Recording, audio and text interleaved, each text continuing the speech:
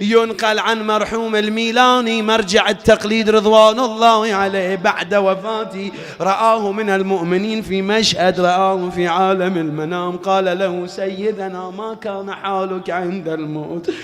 قال جاء جدي رسول الله وأنا أرجف خوفا من الموت، خوفا من سكرات الموت. يا الله أكبر. يا أمير المؤمنين أيها المرجى لقاه في الممات، كل موت في لقياك حياة، ليتني أجل بي ما هو آيات، حلني ألقى حياتي في الردى.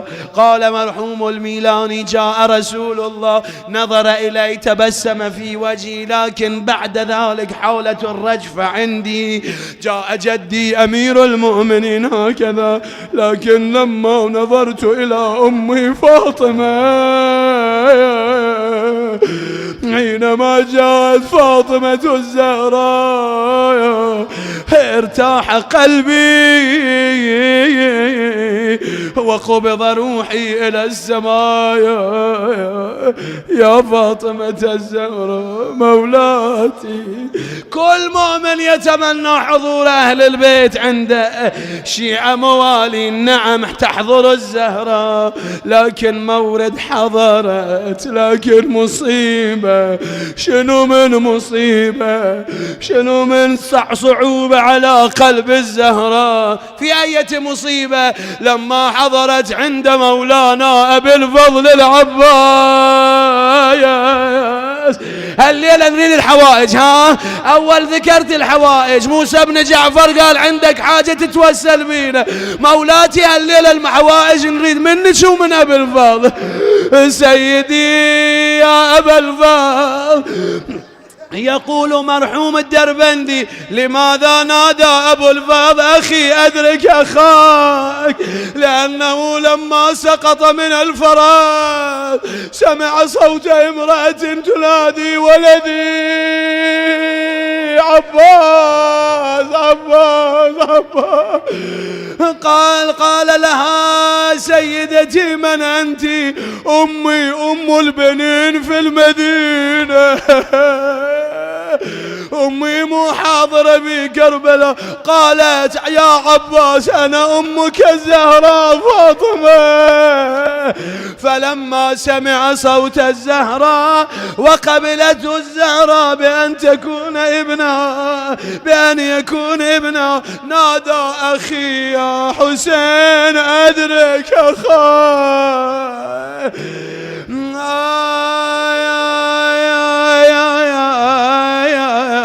فمشى إليه الحسين وطرفه بين الخيام وبينه متقسم، نادى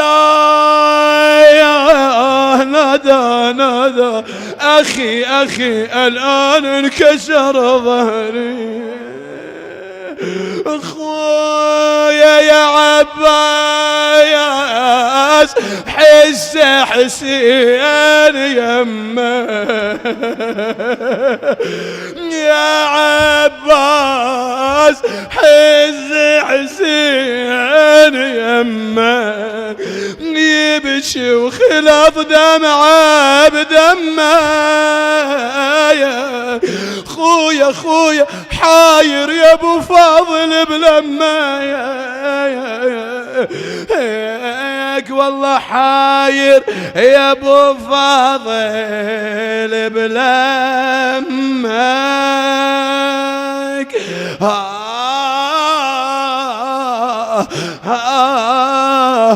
خويا وسكنة تسل الطفل باسمك ساعة ويجيب الماء. عمك قال له يا حسين لا ترجعني إلى الخيام، أنا أستعي من سكينة. فرجع الحسين وظهره منحنيا.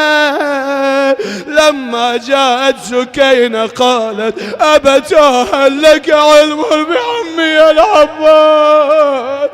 الله لا يخيب ظناحه.